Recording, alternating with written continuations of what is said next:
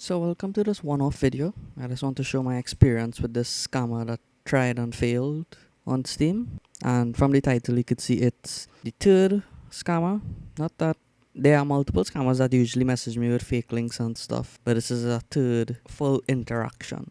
I'll just browse over the next two and then show in detail how this one went. The first one you would have probably seen in a past video of mine where this person offered me $15 for my entire inventory. True, I met him in a deathmatch, I think it was, and he was asking if anybody wanted to trade skins. And I told him I only trade skin for skins, but I don't sell my skin. And then he threatened to DDoS, at which then I just say okay and I blocked him. I didn't take the threat seriously, and nothing did happen from it. And now the second scammer, I would admit that I did fall for it. It was my first time encountering it, and I did learn from it.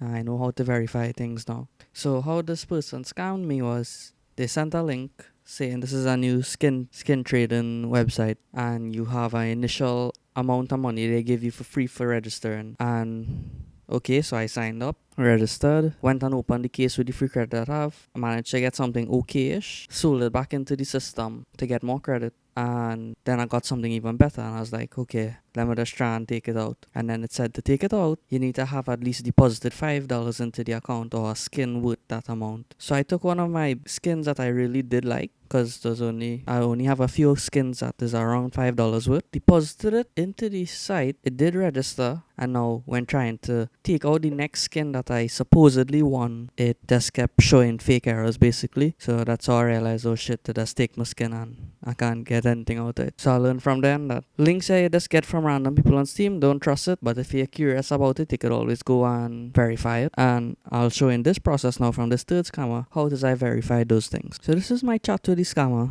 Here it is, he's asking me to join a tournament that they have an opening for.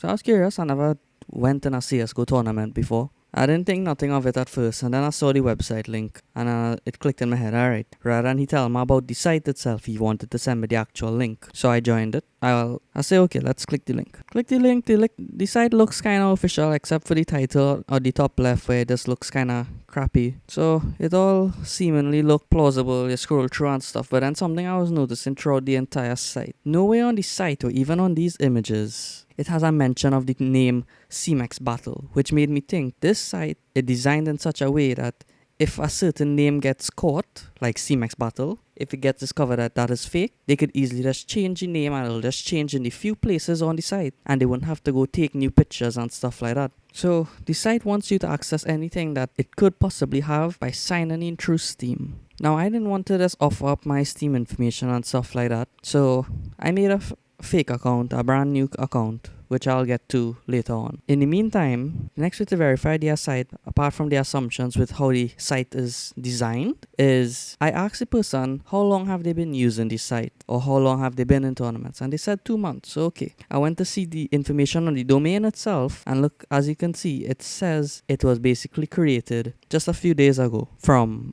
when I was sent the link, like about 4 days ago. So that means the site already existed before. Nobody could build that site within 4 days, as in with all the terms of the scamming part of the code as well. It does take some time. Also, the site doesn't have a Google presence. If you just search your name, any site that up for 2 months, especially if it's tournaments, and it would have much more of a presence on this. And then this link here, it shows new sites that have been registered recently, and within this list it does have the cmxbattle.com. So let's go through with the sign in. So it looks just like Steam's actual page, but however the link on top, as you could see, it doesn't redirect to Steam community like it should. It's CMX Battle, meaning they just copied over the entire page and is hosting it on theirs, so it could have so much of their own malicious code behind it and you wouldn't even know. So with signing in, they did sort of put in an effort into this. So if you put in false information completely, it would register that it isn't an account. So I would assume that they take the details from this page, and on their server they try to sign into actual Steam with it, and if it doesn't work, they just send back that same error code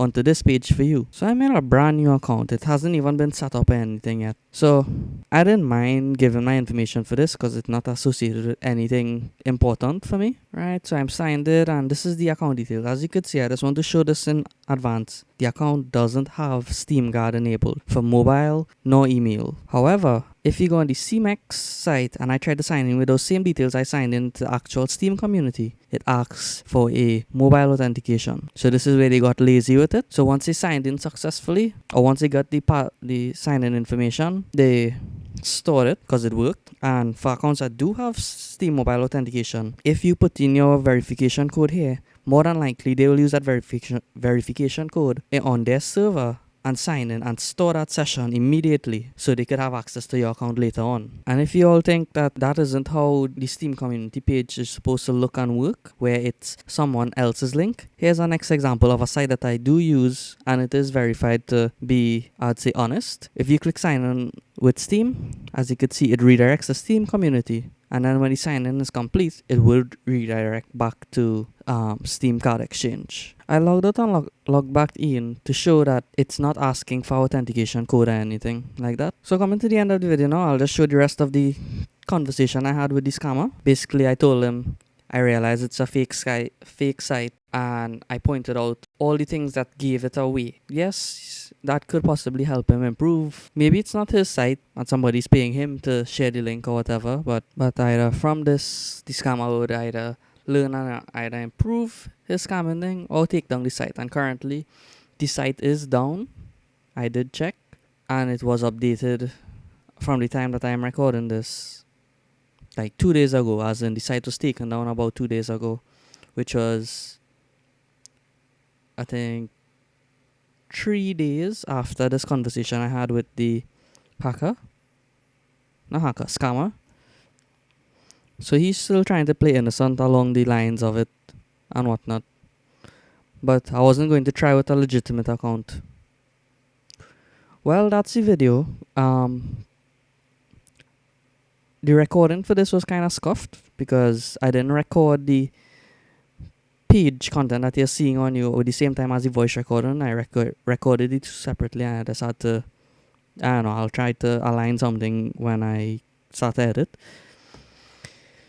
But that was my third encounter, and more than likely it wouldn't be my last. But I don't think I would fall for it again. And all the details that I did point out, if you all get suspicious links, you could always try to verify it like that. Check out the domain. Just watch the site and see if it looks like it could be easily changed to some other name, and so on and so forth. Always pay attention to links that you click, as well as when you click a link on that site, where does it redirect you to? And that's about it. This is my one-off video.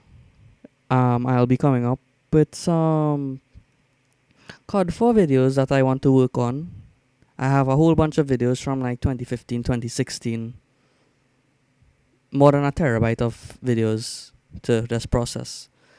So how I decided I'm going to do it is take 3 videos, and then however much content I could get from it, I'll make a video from it. That way, 3 videos, it's more or less short. Unless one of the videos is like an hour long, then I'll just take that one video alone. If it's like 10-minute recordings I did do, I'll take 3 of those, edit it into 2 types. A kind of montage way, deaths and kills and stuff like that, and a next one with like any kind of funny or memorable moments. And that'll be 2 videos. And I'll try to do that as often as possible. Alright, well, thanks for watching. Again, I'm not good with outros, so we can do.